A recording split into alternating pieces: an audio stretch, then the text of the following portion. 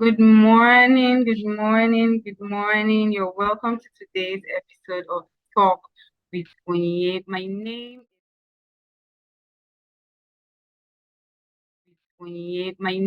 is Onye Onyejaka, your host. And today we have an extraordinary woman here with us. And she is Mrs. Shola Ajibade. She's the founder of Shaw's Homes and they specialize in sourcing purchasing investment properties for residents and foreign investors. You're so welcome, Mr. Shola. Thank you so much I- for I'm inviting. so I'm so glad to have you here today. And I've been curious, I would like you to just start by telling us a little bit about yourself and your career so far. Okay. So, as Onye just mentioned, my name is Shola. I'm Shola Ajibade. I live here in the UK. I'm into real estate business. Um, um, I source properties basically for residents and for investors, and I also um, I have my own buy to let properties as well that I'm letting out. So yeah, that's what I do basically. Yes. Wow, that's straightforward. Yeah. Okay, so can you tell me how you started your career in real estate? Yeah. So basically, I started my career in real estate a couple of years ago. I'll say in 2008. So I started by renting out one of the properties where I was living. So I was living somewhere down in London, and I bought another property with my husband. So we rented that property out, and that was how we started. So when we saw how um, I wouldn't say easy, but it was possible to be able to purchase a property for investment and rent it out in a buy-to-let market. We started on that journey purely because we were able to rent out our first home. And since then, we've been purchasing properties and we've been using them for buy-to-let, been renting them out here in the UK. In terms of sourcing for foreign investors, I started that about 2 years ago. So it wasn't something I was doing before. I was only purchasing for myself and my husband, and we were using that as a business for ourselves. Just buying and letting it out. So we're landlords, we're property investors here in the UK. So 2 years ago, I went on a property course, and in that course, they were discussing different strategies of property investment. And I just thought, oh, I source for myself anyway all the time. And we've been buying properties and we've been letting it out. So can I do that as a business? The properties that I source, and for one reason or the other, don't actually meet my criteria. That property might meet somebody else's criteria. So instead of letting everything just go like that, all my effort in trying to do my due diligence in terms of that property go because for one reason or the other it doesn't meet my criteria, why can't I, pass it on to someone else for a fee? And yeah, that's how it started, Mm, basically. And that course actually taught me how I can do that, in what circumstances I can do that, all the compliance that needs to be, done. Make sure that all those compliance in terms of apart from the training, there are some compliance needs that really needs to be met if I wanted to do that as a business. So I had to do all that as well.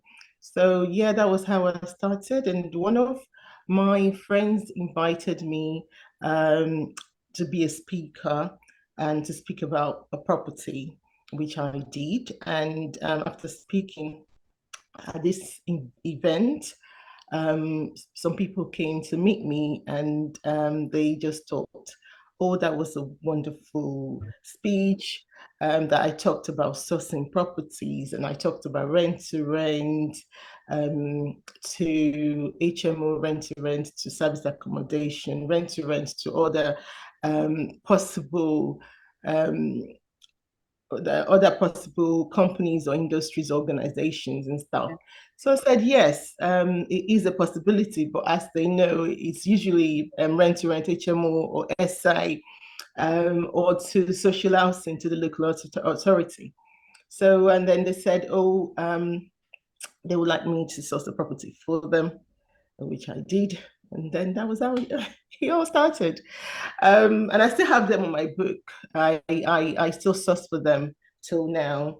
That's how that started. And as soon as I started sourcing for that company, I've heard other investors contacted me from Nigeria. I'm from Nigeria. And they've asked me if it was possible to purchase properties here. And I just discussed with them the roadblocks that could, prevent that from happening. But um, if they joint venture with someone here, it is possible. Or if they want to do it as a solo, it is possible as well. So if they don't want to joint venture, it is possible because at the end of the day, they'll be using the expertise of the property investor here, and that person will be able to, hold your hands through that journey, and they'll be able to use that person's human resources, human expertise, human experience from different angle of places to be able to do that. So that's how it started, basically.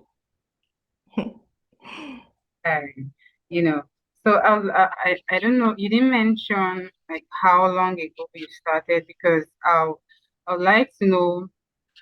Um, I mean, given the current economic climate, right? I'd like to know Yeah. if you can wholly encourage people to invest in property right now, like giving when compared to when you started, right? Like, so how do you think, or why do you think it's important to still invest right now given the current economic climate? So one thing I like to say is number one, there is always a need for housing wherever you are in the world. People would need to live in a house anyway. So that one reason, and for that reason alone, they need people to invest in properties for people to be able to rent. So if you don't invest in a property, how would other people rent? Some people are fortunate and they have the resources in terms of the funding and financially, and they're able to purchase properties. But so some people are not able to. And as we know, our fingers are just not equal. So there are people who are out there who are in need of property and they would need to rent. And aside that, there are other people who, for one reason or the other, they need properties, not for renting, not for residential, but for commercial purposes.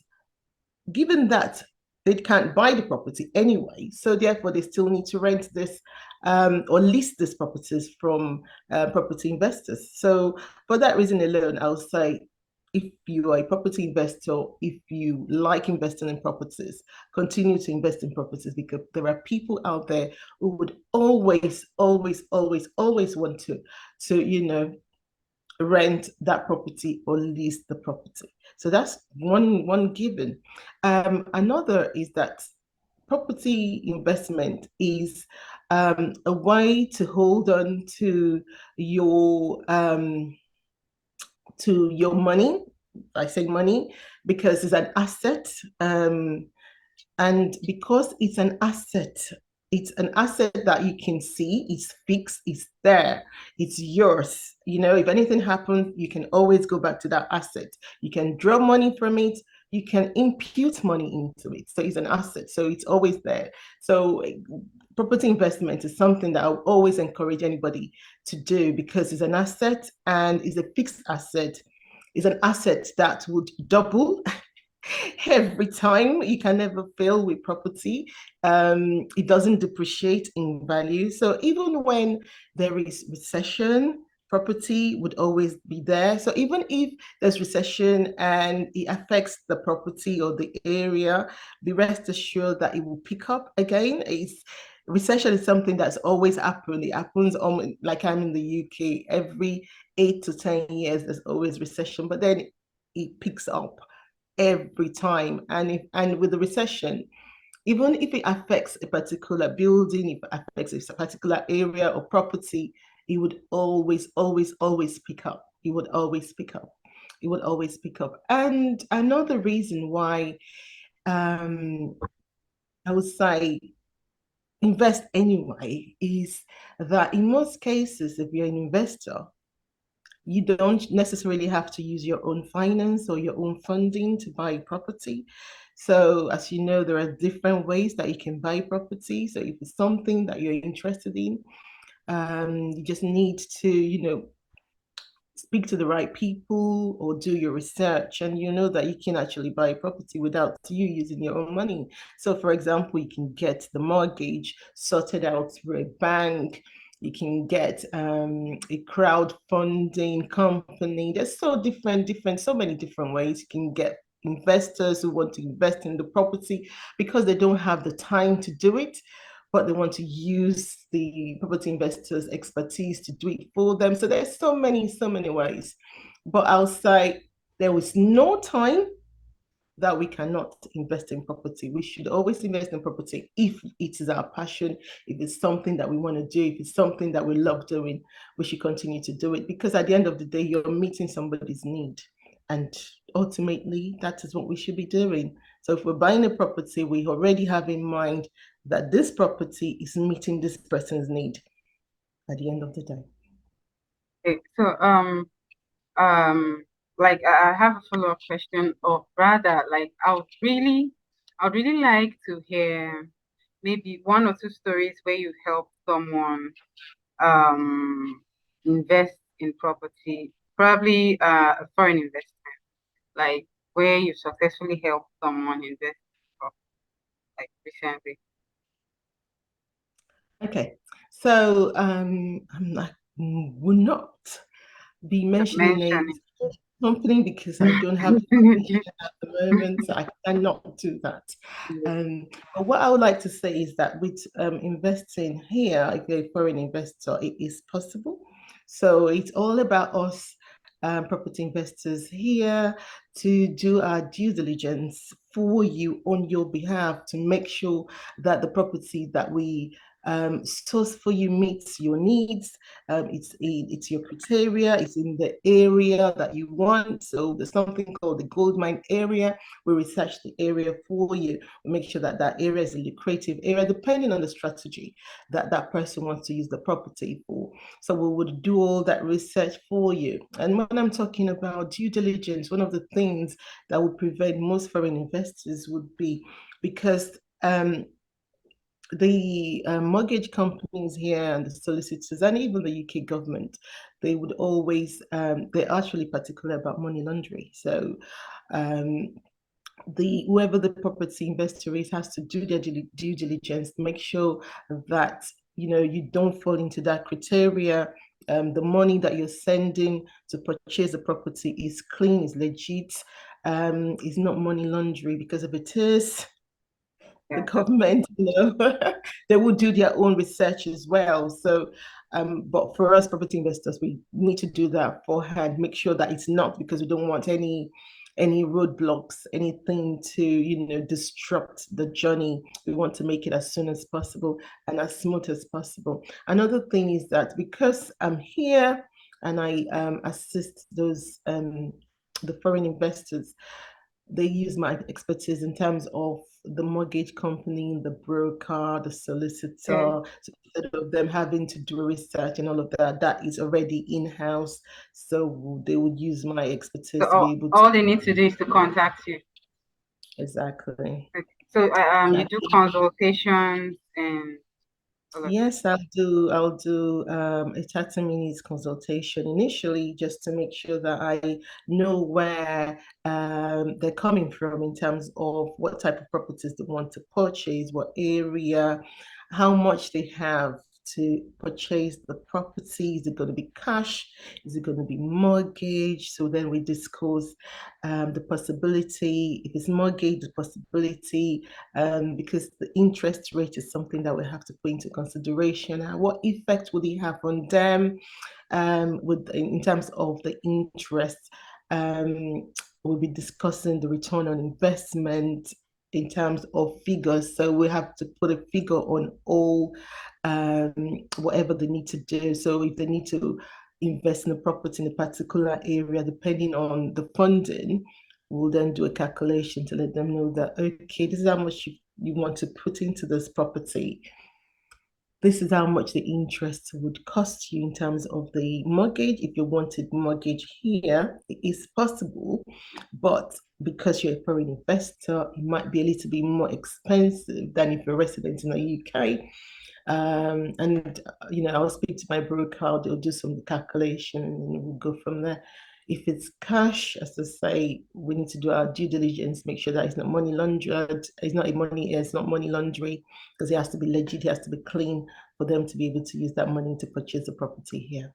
So yeah, that's what I would say. And also in terms of purchasing here, because I'm on ground and I have my human resources available. So in terms of the solicitor, the broker, you're looking at the builders, electricians, all those people that will make it possible for that property to be the property that you want it to be. So it can be a residential property that you want to live in, maybe on holidays it can be a holiday, but then you have your own specification, you have your area, and that's where I'll come in. I'll be able to source the property for you in that area.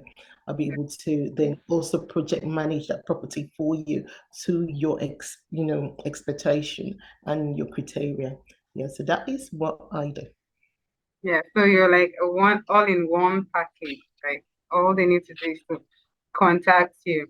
So how can someone contact you? You have, as you said, you have consultations and how people who want to invest, how do they contact you?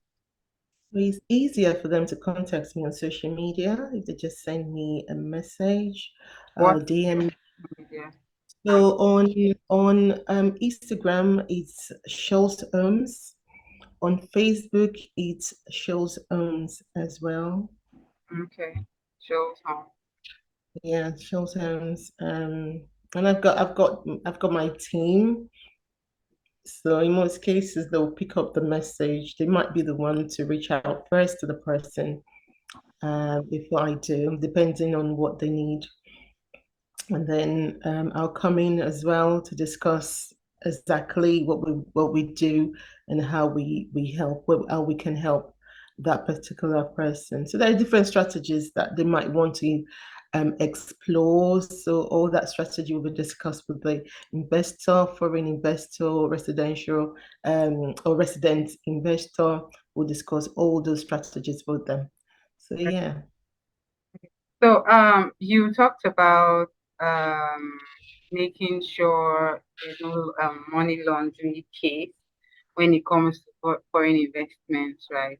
So are there any other factors that anyone who wants to invest um can like would have to put check, before contacting you? You mean what they need to check, Like, make sure that yeah, what they need to make sure that they have, right? You mentioned their money has to be clean, definitely. yeah, Then the money what? has to be clean, definitely. Okay, Definitely. okay, Basically, the things that they need to make sure that they have, if they want to invest abroad, so in the UK, in the US, wherever you want to invest, basically, um, as a foreign investor, and if it's into properties, you must make sure that you have the funding available. okay, Is one thing. That has to, your funding, your finance needs to be available, and because whatever property that would be sourced for that person or developed for that organization or that person would depend on the finance that they have in place. So the number one thing is the funding. The number two thing is making their own research. Where exactly would they like to invest? What type of property is it that they would like to um, purchase or build or develop? So is it residential property? Is it commercial? There are so many, and there are so many other strategies which are very lucrative, like the HMO, homes in multiple occupation. Um, Here they're classified as commercial, but they are still residential because people would have to live in those properties. But they are very lucrative in terms of um, the return on investment is really good because as you know it's HMO, homes to multiple occupation, which means that you can rent out rooms, but those rooms can be, depending on that investor, can be ensuite, or can be a room and where they share sharing facilities. So that is a lucrative business. There is service accommodation. You can purchase a property or do a rent to rent. So rent to rent is where you rent a property from a landlord here in the UK, or from a foreign landlord that lives abroad but owns a property here.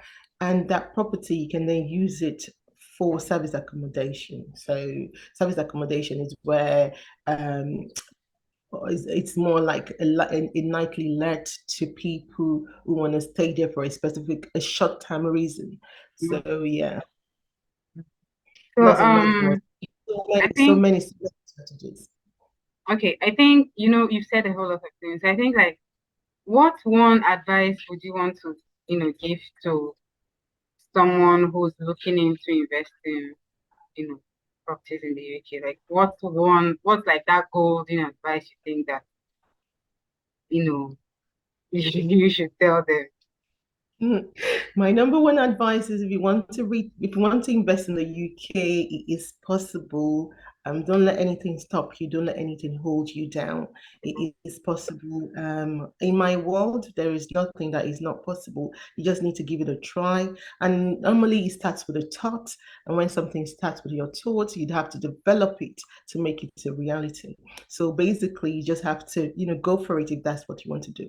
If you have the finance, if you have the funding, then it's possible because that's the most important thing. Because once you have that in place, then you can get the expertise of people like myself, or there are other people out there as well who would be able to help you purchase a property here in the UK, and they'll be able to help you source for the people or the resources that would make that possible as well. So it's something that is it's really possible if you want to do it. Wow. Okay, you guys, you've heard it. It's possible for Chess to invest in properties in the UK, even without being in the UK. And Mr. Shola Ajibade is here to help you. And if you want to contact her, feel free to contact her on any of the social media handles at Shaw's Home. SHOLZ Home.